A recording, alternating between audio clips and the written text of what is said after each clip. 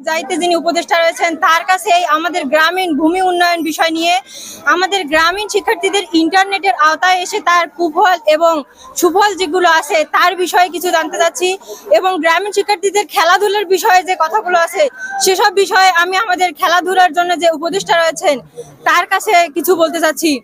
এছাড়াও আমি আমার প্রধান উপদেষ্টা যিনি রয়েছেন এই আমার ভাইদের প্রেরণায় যাকে আমরা প্রধান উপদেষ্টা হিসেবে নির্বাচন করেছি, একজন শিক্ষার্থী হিসাবে একজন ছাত্র সমাজের এক হিসাবে আমি তার সাথে কথা বলতে চাচ্ছি এবং দেখা করতে চাচ্ছি।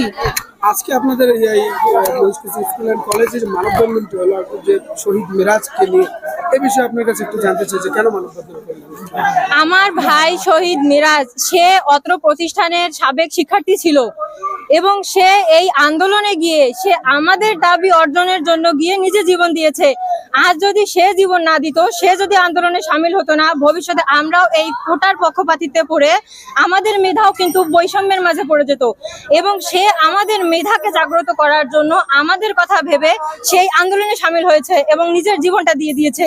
কাজেই ওর এই জীবনের যে ত্যাগ রয়েছে সেটা আমাদের স্বীকার করা উচিত এবং এই ত্যাগের স্বীকারের জন্য আমরা তার আত্মার জন্য যে বিচার চাচ্ছি সেটা আমাদের কর্তব্য থেকেই আমরা করছি। মহিষকুঁজা বহুমুখী উচ্চ বিদ্যালয় কলেজ।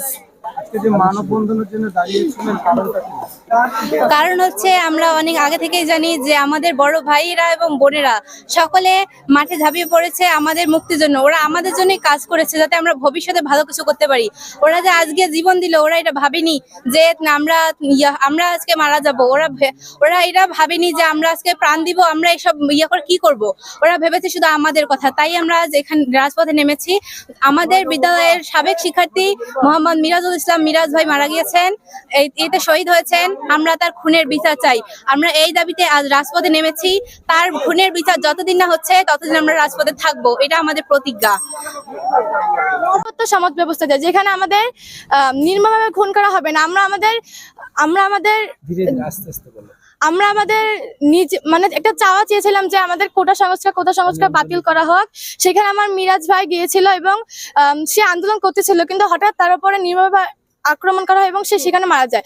আমাদের উচিত মিরাজ খান ভাইয়ের মতন দায়িত্বশীল হওয়া এবং যে কোনো আন্দোলন ঝাঁপিয়ে পড়া। সেটা সত্যের বিরুদ্ধে হলে আমরা ঝাঁপিয়ে পড়বো, মিথ্যার বিরুদ্ধে হলে ঝাঁপিয়ে পড়বো না। আমাদের উচিত আমরা দেশটাকে নতুন ভাবে গড়বো।